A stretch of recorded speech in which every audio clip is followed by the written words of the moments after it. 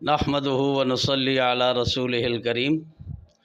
आज का सबक 35 नंबर सबक जो हमारा शुरू हुआ था, पहला, दूसरा, तीसरा, चौथा, पाँचवा, छठा हिस्सा मद का बयान, ये मुकम्मल हो चुका है। और आज सबक नंबर 35 नंबर के पहले हिस्से से लेकर छठे हिस्से तक इसका हम एक रिज़ल्ट और नतीजा निकाला है। तो मेरी क्लास का स्टूडेंट है और मैंने जितने भी असबाक मद के पढ़ाए हैं उसमें सवाल व जवाब के अंदाज़ में प्रैक्टिस और मश्क होगी। जी बेटा, आप बताएं मद की कितनी अक़साम हैं? 2 अक़साम है। ऊंचा बोलें। 2 अक़साम है। जी, कौन कौन सी? मद असली, मद फ़रई। मद असली किसे कहते हैं? मद असली यानी मद की जड़ है, इससे मुराद हुरूफ़ मद्दा है। इनकी ज़ाती मक़दार एक अलिफ यानी क़सर होती है और ये किसी सबब पर मौक़ूफ़ नहीं होती। इसकी कोई मिसाल बताएं। नूहीहा। जी बिल्कुल ठीक है। मद असली की पूरी तशरीह हमारी क्लास के स्टूडेंट ने कर दी कि मद असली एक अलिफ मद होती है, हरूफ मद्दा होते हैं और ये हरूफ मद्दा की अपनी ज़ाती आवाज़ होती है और मद असली मद की जड़ होती है और इसके बाद कोई सबब नहीं होता। और जैसे नू ही हा, वाव, नू में वाव मद्दा है, ही में या मद्दा है, हा में अलिफ मद्दा है। यहाँ मद असली का काम मुकम्मल हो गया और उसके बाद मद की दूसरी किस्म कौन सी है? मद फ़रई। मद फ़रई किसे कहते हैं? मद असली पर किसी सबब से ज़ायद मद करने को मद फ़रई कहते हैं। जी, इसकी कोई मिसाल? इज़ा जाअ। जी, मद फ़रई एक अलिफ से ज़ायद मद जो की जाती है उसे मद फ़रई कहते हैं। और दूसरी अंदाज में कि मद असली पर यानी एक अलिफ पर ज़ायद आवाज़ खींचने को मद फ़रई कहते हैं। जी, मद फ़रई की कितनी, और ये किसी न किसी सबब पर मौक़ूफ़ होती है। मद असली में हुरूफ़ मद्दा के बाद सबब नहीं होता और मद फ़रई में हुरूफ़ मद्दा के बाद सबब होता है। और सबब मैंने बताए थे 2 हैं, हमज़ा और सुकून। ये कलमा में या हरूफ़ मुक़त्तआत में हरूफ़ मद्दा वलीन के बाद या किसी कलमा में मद्दा के बाद सुकून असली आ जाए, सुकून आर्ज़ी आ जाए, तशदीद आ जाए, तो उस तमाम सूरतों को मद फ़रई कहते हैं। अब मद फ़रई की जमाली कितनी किस्में हैं? 4 अक़साम हैं। बोलें कौन कौन सी? मद वाजिब, मद जायज़, मद लाज़िम, मद आरिज़।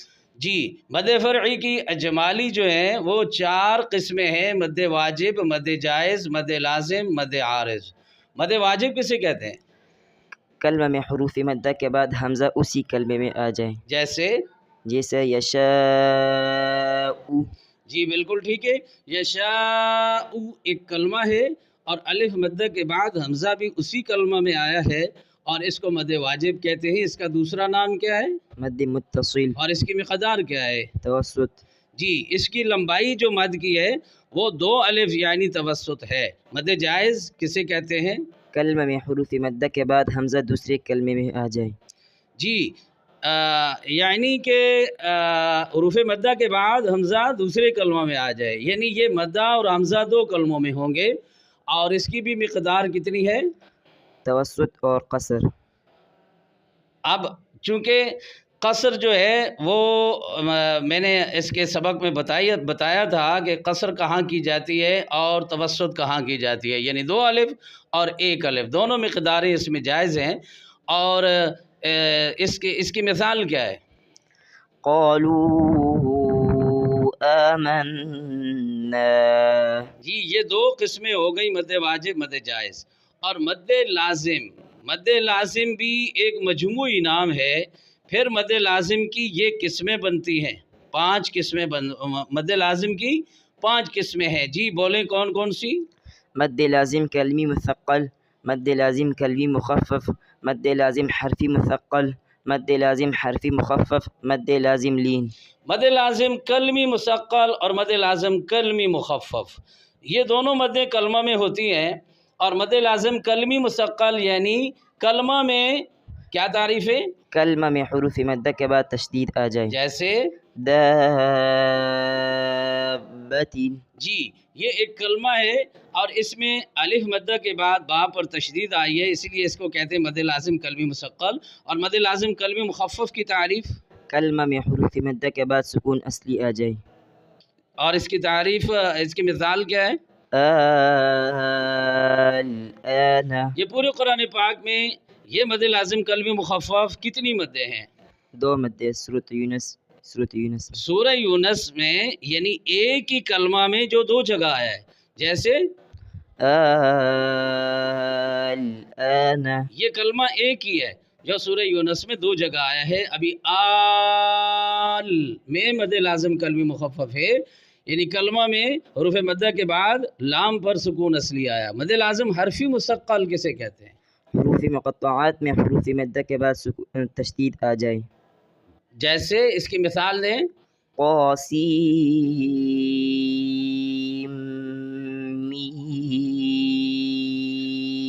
ہاں، اسی طرح دوسری مثال ہے الف لام میم، قاسم اور الف لام، ان دونوں میں یعنی یہ دونوں حروف مقطعات ہیں، اور حروف مقطعات میں حروف مدہ کے بعد کیا آ جائے؟ تشدید آ جائے، تو اسے مد لازم حرفی مثقل کہتے ہیں۔ اور مد لازم حرفی مخفف کسے کہتے ہیں؟ حروف مقطعات میں حروف مدہ کے بعد سکون اصلی آ جائے، جیسے صاد۔ ہاں، جہاں کہیں بھی حروف مقطعات میں حروف مدہ کے بعد سکون اصلی یعنی جزم آ جائے تو وہ مد لازم حرفی مخفف ہے۔ مد لازم حرفی مخفف اور مد لازم حرفی مثقل اور تمام مد لازم جن کے ساتھ مد لازم ہے اس کی مقدار کتنی ہے؟ طول، یعنی 3 الف۔ 3 الف۔ مد لازم لین کسے کہتے ہیں؟ حروف مقطعات میں حروف لین کے بعد سکون اصلی آ جائے۔ اور یہ پورے قرآن پاک میں کتنی مدیں ہیں؟ 2 مدیں، کہاں کہاں؟ سورۃ مریم اور سورۃ الشورى میں۔ جی، سورہ مریم کے شروع میں کاف ہا یا عین صاد آتا ہے، سورہ مریم کی کاف ہا یا عین کی عین میں، اور اسی طرح سورہ شورى کے شروع میں حامیم عین سین قاف کی عین میں، یعنی دوسرے لفظ میں اسے ہم عین مریم عین شورى کہتے ہیں۔ تو اس میں جو عین ہے سورہ مریم کے شروع میں حروف مقطعات کے اندر، اور سورہ شورى کے شروع میں جو عین سین قاف والی عین ہے، ان دونوں عین میں مد لازم لین ہوتی ہے کہ اس میں حروف مقطعات میں حروف لین کے بعد سکون اصلی ہے، اس لیے اس کا نام مد لازم لین ہے۔ جی، یہاں تک تو 7 مدیں ہو گئیں، چونکہ تفصیلی ہم نے 9 مدیں پڑھی ہیں، تو پھر یہ جو چوتھی قسم ہم نے مد عارض کی پڑھی تھی، اس کی مد عارض کی کتنی قسمیں ہیں؟ 2 قسمیں، کون کون سی؟ مد عارض وقفی، مد لین عارض وقفی۔ جی، مد عارض وقفی کسے کہتے ہیں؟ حالت وقف میں حروف مدہ کے بعد سکون عارض آ جائے۔ اس کی مقدار کیا ہے؟